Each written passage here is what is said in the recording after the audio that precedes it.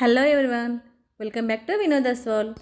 ఈరోజు మన ఛానల్లో డ్రై ఆమ్లా క్యాండీ ఏ విధంగా చేసుకోవాలో చూపిస్తానండి. ఎన్నో ఆరోగ్య ప్రయోజనాలు కలిగి ఉంటాయి కదా మన ఈ ఉసిరికాయలో. సో మరి అది మనకు సంవత్సరం పొడుగునా దొరకదు కాబట్టి ఇలా మనకు దొరికినప్పుడే ఈ సీజన్లో ఎక్కువగా వస్తుంటాయి కదండి. ఇలా దొరికినప్పుడే వీటిని ఇలా డ్రై క్యాండీ లాగా ఏ విధంగా చేసుకోవాలి, అవి 1 ఇయర్ దాకా ఎలా స్టోర్ చేసుకోవాలి అనేది పర్ఫెక్ట్గా పిన్ టు పిన్ అయితే ఈ వీడియోలో అయితే చెప్తానండి. సో ఇలా ఒక్కసారి ప్రిపేర్ చేసి పెట్టుకున్నాం అనుకోండి, మనకు 1 ఇయర్ దాకా ఇవైతే ఉంటాయండి.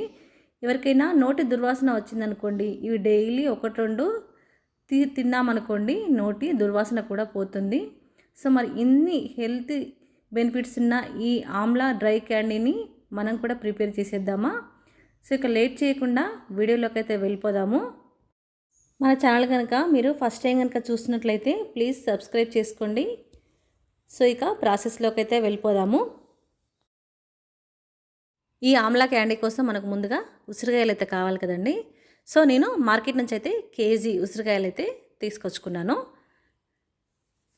ఉసిరికాయలను అయితే ముందుగా శుభ్రంగా కడుక్కోవాలండి. మనము మార్కెట్ నుంచి ఉసిరికాయలు తీసుకొచ్చుకున్నప్పుడే వాటిపైన మచ్చలు లాంటివి ఇలాంటివి లేకుండా ఉన్నవి ఫ్రెష్గా ఉన్నవి తీసుకొచ్చుకోండి.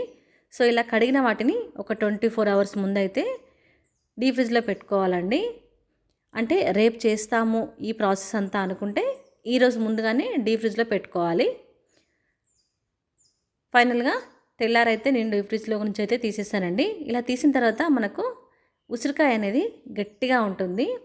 ఇలా డీప్ ఫ్రిడ్జ్లో ఎందుకు పెట్టమన్నాను అంటే, ఈ ఉసిరికాయ పైన ఉన్న పొట్టునైతే కాస్త పీల్ చేసుకోవాలండి. అందుకే డీప్ ఫ్రిడ్జ్లో పెట్టమన్నాను. డీప్ ఫ్రిడ్జ్లో పెట్టడం వల్ల పైన ఉన్న కాస్త ఒగరుగా ఉంటుంది కదా, అది మాత్రమే వచ్చేస్తుంది. ఇలా అన్నీ చేసేసుకొని ఒక బౌల్లోకి అయితే తీసేసుకుందాము. సో ఫైనల్గా మనకు ఈ ప్రాసెస్ అంతా ఇక్కడే కాస్త టైం పడుతుంది, కానీ మిగతా అంతా తొందరగానే అయిపోతుందండి. సో ఇప్పుడైతే వీటిని ఆవిరి మీద ఉడకబెట్టుకుందాము. కొంతమంది డైరెక్ట్గా వాటర్లోనే ఉడకబెట్టేస్తుంటారు, కానీ నేనైతే ఇలా ఆవిరిపైనే ఉడకబెడుతున్నానండి. మనకు ఇలా స్టవ్ పైన పెట్టిన తర్వాత ఒక 15 మినిట్స్ అయితే పట్టిందండి. ఇలా నైఫ్ గుచ్చి చూసామనుకోండి, మనకు ఉసిరికాయ ఉడికిందా లేదా అనేది అయితే తెలుస్తుంది. సో ఫైనల్గా నాకు 15 మినిట్స్ తర్వాత ఆల్మోస్ట్ ఉసిరికాయ అనేది స్టీమ్ అయిపోయిందండి.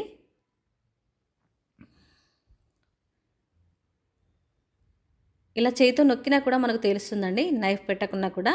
ఇలా నొక్కితే మనకు అవన్నీ విడివిడిగా అయిపోతాయి కదా, అప్పుడు మనకు ఉడికిపోయినట్టే. ఇప్పుడు దీన్ని కాస్త చల్లారనిద్దాం.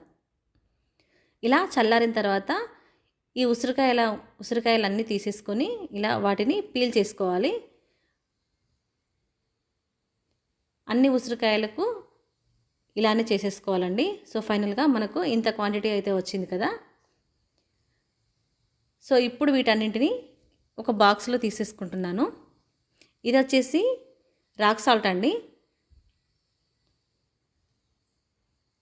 వీటన్నింటినీ ఒక బౌల్లోకి అయితే వేసేసుకున్నాను. నేను కేజీ ఉసిరికాయలకి 1/2 కేజీ రాక్ సాల్ట్ అయితే తీసేసుకున్నాను. వాటిని కాస్త మిక్సీ పట్టానండి. దాన్ని ఈ ఉసిరికాయలలో వేసేసి ఒక నైట్ అంతా దాన్ని అట్టే పెట్టేసుకోవాలండి.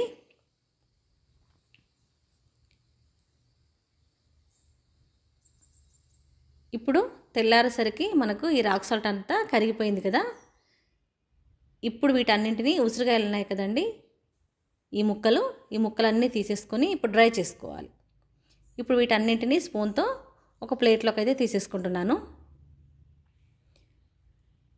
ఇలా నాకు ఒక 2-3 ప్లేట్స్ అయితే అయ్యాయండి. నేను ఇందులో కొన్ని సాల్ట్వి చేశాను, కొన్ని స్వీట్వి కూడా చేశానండి. మీకు ఏవి కావాల్సితే అవి చేసేసుకోవచ్చు. సో మిగిలిపోయిన ఈ రసం ఉంది కదండి, దీన్ని షర్బత్ లాగా కూడా వాడుకోవచ్చండి, ఫ్రిడ్జ్లో పెట్టేసుకున్నాం అనుకోండి. సో ఇలా వీటన్నింటినీ అయితే ఎండలో అయితే పెట్టేసుకున్నానండి. నాకైతే ఒక 1 వీక్ అయితే పట్టిందండి ఇవి ఆరడానికి. ఎందుకంటే ఇప్పుడు కాస్త ఇంకా ఎండలో ముదరలేదు కదా, అందుకే 1 వీక్ పట్టింది. సో ఫైనల్గా నాకైతే కేజీ ఉసిరికాయలు పచ్చివి తీసుకుంటే దాదాపు ఒక 1/2 కేజీ దాకా ఈ డ్రై ఆమ్లా అనేటివి వచ్చాయండి.